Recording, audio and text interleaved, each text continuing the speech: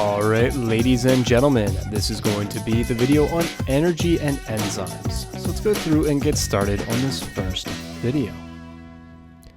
So let's go through and think about this. What is energy? Well, energy is the ability to do work and cause change. Now let's go back to middle school. Let's try to review forms of energy here. So let's think about this. We have mechanical energy. An example of that might be a leaping frog, maybe a moving car. They're both kind of machines. Your body is a machine, a car is a machine. There might be nuclear energy, and nuclear energy is processed via fission and fusion. And this is important for our electric grid and produces a lot of the electricity without producing any carbon dioxide gases. There might be thermal energy, and examples of this might be, heating soup or melting ice cream, heat exchange amongst the two of them. We might also be thinking of electrical energy. And electrical energy, that could be something like electric power or lightning.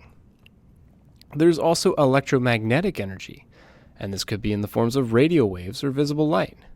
And then what we have is chemical energy, and that's what we're going to be focusing on today.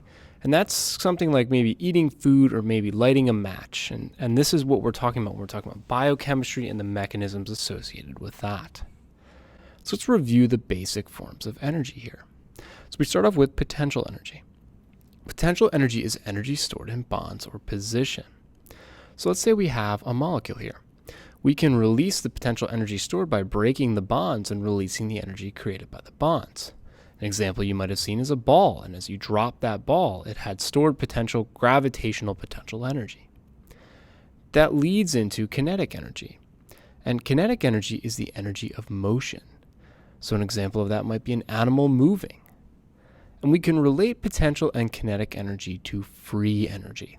And free energy is just the energy available to do work. So if we were thinking about maybe a bodybuilder, they might be using some of the energy stored in their muscles. So they have potential energy, chemical potential energy, and then using the kinetic energy to do work on the weights to build more muscles. So these three forms of energy are going to be really important for us to go through and delve into chemical kinetics and how this affects enzymes. So when we're talking about energy and enzymes, we have to understand what activation energy is. Now, activation energy is the energy needed to start a chemical reaction. So let's say we have point A and point B here. And let's say we want to go through and drop a rock and get it from point A to point B. Well, here's the thing. It's going to fall on its own once I get it to the top of that mountain. But I had to put in energy to get it from point A to the top of the mountain so gravity could pull it down from the top of the mountain to B. From point A to the top of the mountain is kind of like our activation energy, or the energy needed to start a chemical reaction in the analogy of the rock falling down the mountain. So we have to understand what a chemical reaction is before we go through and talk about activation energy. And it's going to be really important that we fundamentally understand this. Chemical reaction is a process that involves rearrangement of molecular organic structures of a substance as opposed to change in physical form. So it's not a phase change. We are physically rearranging the atoms. Maybe they're ionically bonded, covalently bonded. We're rearranging the atoms. We're going from one molecule and creating another. So let's try to understand this a little bit more. Let's say I have two hydrogen gas molecules and an oxygen gas molecule. Now what I'm going to do is I'm going to create two H2O or two water molecules from my two hydrogen gas and my two oxygens. So we have two H2 and one O2, and this turns into two H2O. Well, on the left I have my reactants, and on the right I have my products here. What I've done is I've taken those bonds between the hydrogen and the oxygen gases, broken them, and rearranged them into water molecules. The molecules that I ended with, or the products that I have, are different than the molecules that I started with. So the other thing we have to understand when we're talking about all of this is chemical kinetics, and we can relate this kind of like a demolition derby. So in a demolition derby, cars will go through, they line up, they will drive into each other and smash into each other. What we're left with are mangled cars with different bits and pieces of other cars. And the goal of this demolition derby is for the largest and the last car running will eventually win the race, and they will get a prize associated with that demolition derby. Now, when we're talking about chemical kinetics, we have to talk about collision theory, and chemical reactions depends upon this. When molecules collide, the reaction will occur. And only when those molecules collide will a reaction occur, and we will get different molecules. So this is relevant to activation energy for a variety of reasons. So when we're talking about this, well, chemical kinetics is going to be simply how molecules smash into each other. And how they smash into each other is going to affect the rate of the reaction. So when we go through and think about this, molecules require a certain amount of energy to crash into each other for a chemical reaction to occur. If we don't have enough energy and the molecules don't smash into each other with enough energy, or they don't come in contact enough, the chemical reaction will not occur. What we're talking about here is the energy required to start or get those molecules to go through and combine to get our products. That's what we're talking about when we talk about activation energy. So there's two types of reactions that we have to understand in order to understand activation energy. We have exothermic reactions, and then we also have endothermic reactions. And these two reactions are really important for us to understand.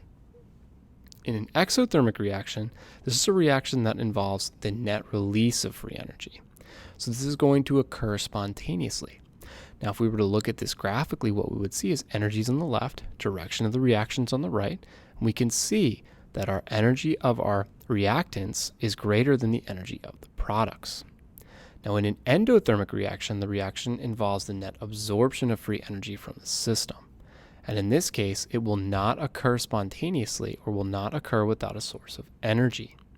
So if we were to look at a graphical representation of this, what we would see is energies on the left, and then on the right we have the direction of the reaction. We would see that our reactants have a greater or lesser amount of energy than our products do. So in exothermic reactions or exergonic reactions, the reaction involves a net release of free energy. So if we look at the graph here, we can better understand this. Now, in endothermic reactions or endergonic reactions, in this particular case, the reaction involves a net absorption of free energy. So in this case, what we can do is we can see in the graph and understand this a little bit better. So what does this have to do with enzymes? Well, here's the thing. Enzymes are proteins that act as a biological catalyst. Now, you might be asking me, well, what is a catalyst? A catalyst is a substance that speeds up a chemical reaction by lowering the activation energy. So without an enzyme, what we get is a larger amount of activation energy, and the progress of the reaction without the enzyme is going to be slower. Now with an enzyme, what we can do is lower the activation energy, increase that progress, and increase the speed of the chemical reaction. This is really, really important for when we're understanding homeostasis. We want our bodies to kind of adapt to the environments that we're in and respond to stimuli. And the function of enzymes is really to go through and allow your body to function at its best and at its fastest so you can maintain homeostasis and react with your environment. So how do enzymes work? Well, enzymes are going to function via a substrate. And a substrate is the reactants of an enzyme-catalyzed reaction. And in this particular case, the substrate is what we're trying to get to go through the chemical reaction. Now, the other part is going to be the enzyme itself. And the enzyme is simply going to go through and act as a catalyst or a biological catalyst to speed up that reaction. Now, the other part that we have to understand is the active site. Now, the active site is where the substrate and enzyme join and we get our chemical reaction. Now here's the thing, they have complementary shapes.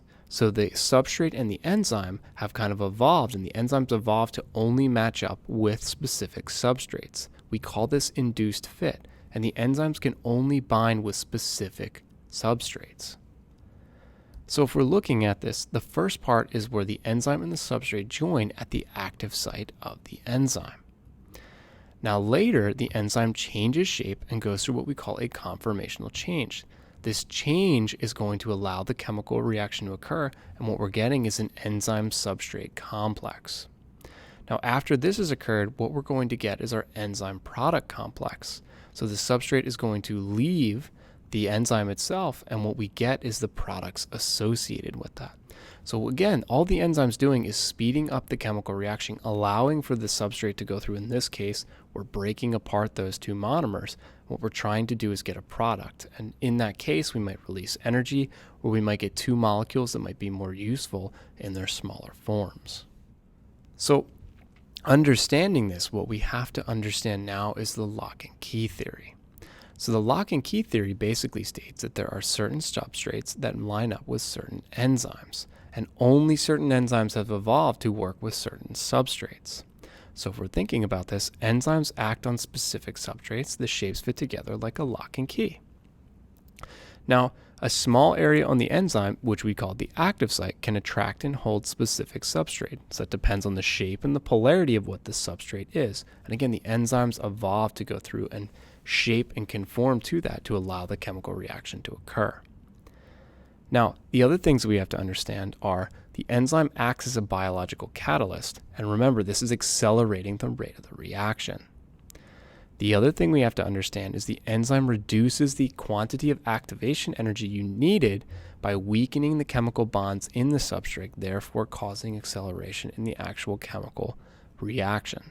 The last thing we have to understand is the enzyme is then released and unchanged so it can be recycled and used in the body for further functioning later. So enzyme function is really important for maintaining homeostasis in our body and reacting to our stimuli. So enzyme function is really important, and when there are not optimal conditions for the enzyme, what ends up happening is the enzymes will denature. And this is when the proteins, again, enzymes are made from proteins, are destroyed, and the characteristic properties of that enzyme no longer function. Now this could be due to heat, acidity, or other effects in the body that disrupt its molecular conformation. So an enzyme works best at certain pH levels. Remember, we're about 7.4 in our blood. Now, most enzymes also work best at 37 degrees Celsius. That's why if you get a fever, what ends up happening is that the proteins and enzymes in your body will denature, and that can cause lots of issues further down the line. Now, if the protein denatures, well, it's going to have a variety of effects. The enzyme becomes non-functional, and again, you are not able to maintain homeostasis in your body. So again, if we denature, the protein is going to disintegrate essentially and become non-functional. So did you guys learn? Well, did you learn a couple of things? Did you learn what activation energy is? Did you guys learn endergonic versus exergonic biological reactions? Did you guys learn how enzymes function? And did you guys learn how pH and temperature affect enzyme function? This is going to be the end of the video. I will see you guys in class tomorrow.